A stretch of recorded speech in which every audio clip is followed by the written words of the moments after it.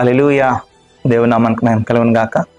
ఈరోజు దేవుడి వాక్యంలోంచి మరొక మాట మనం నేర్చుకుందాం.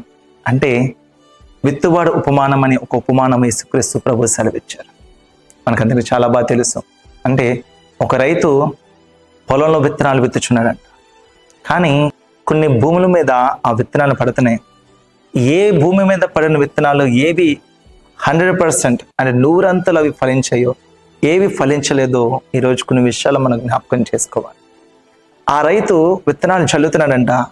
జల్లుతున్న ఆ విత్తనాలు కొన్ని ముళ్ళ పొదలో పడ్డాయంట, ఇంకొన్ని రాతి నేల పడ్డాయంట, ఇంకొన్ని తోవలో పడ్డాయంట, మరికొన్ని శ్రేష్టమైన నేల మీద, దున్నబడిన నేల మీద పడ్డాయంట.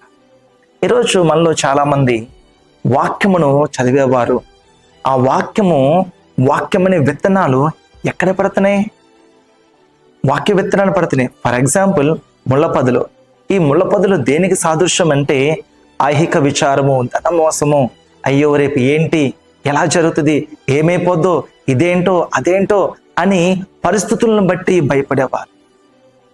రాతి నేలను పడిన విత్తనాలు అవి మొలిచాయంట, కానీ వేరు తనట్లేదు. ఎందుకంటే రాతి నేల అది ఫలించట్లేదంట. అంటే పైపైన ప్రార్థన, పైపైన మాటలు, పైపైన వాక్యము లోతుకు వెళ్ళాలి.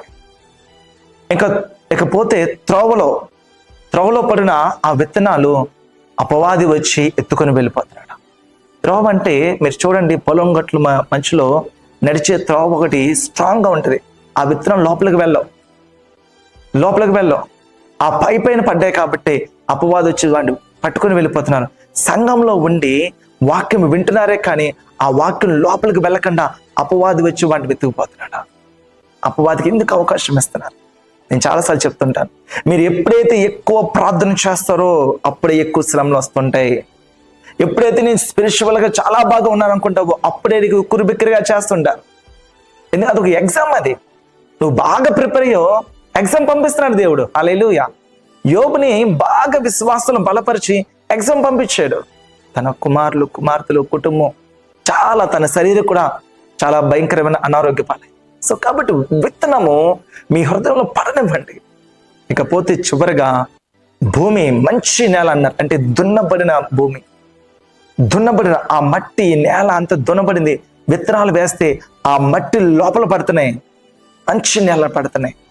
ఆ పడిన విత్తనాలు అది భూమి లోపలికి వెళ్ళి సారము పట్టుకొని మొలకై మహావృక్షమై వారి కుటుంబానికి ఆశీర్వాదకరం.